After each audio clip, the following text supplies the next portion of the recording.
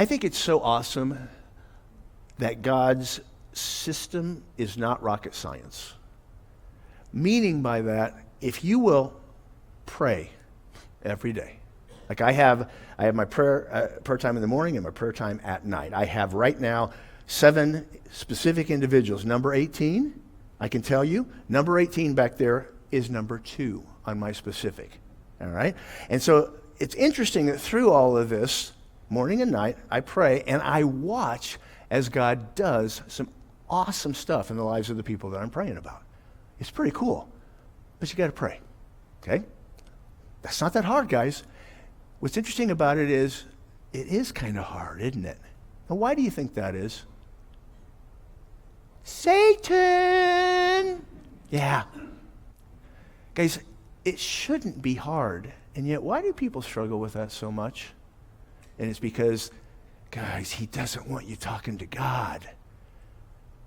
Think about it. If you were fighting a war, if you could cut off communication, you win. You win. It's over. Communication is everything. Secondly, read your Bible. It's like, oh, this is so simple. It really is. It really is. Read your Bible.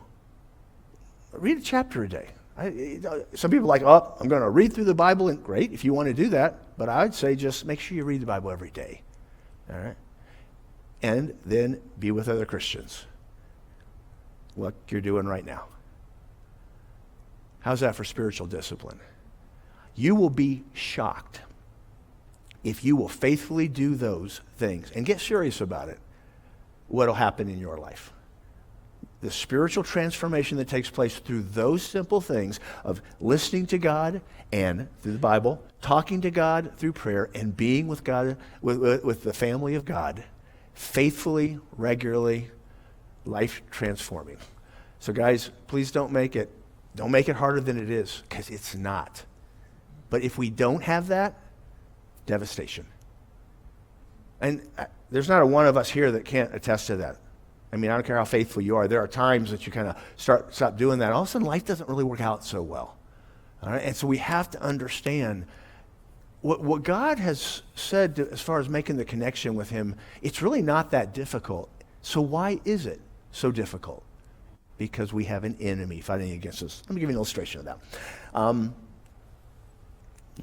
So I'm writing my 8th book. It's a new series. It's kind of weird, guys, because there is an anti-hero. He's an assassin.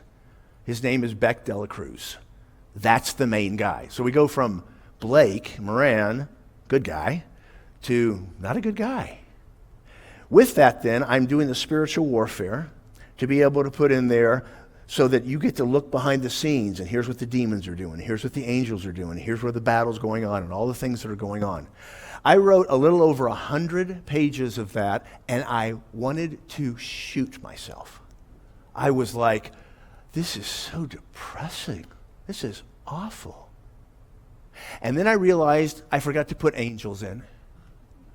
I had an assassin and demonology. It was awesome. And then I was wondering why I was depressed. Guys, you have to realize it really is that simple. When we lose sight of how things need to be laid out, things can start to fall apart. But it's not rocket science. You can do this. And you can do it with success in a way perhaps some of you don't even think is possible. But you have to be willing to say, all right, God, I'm yours. And here we go.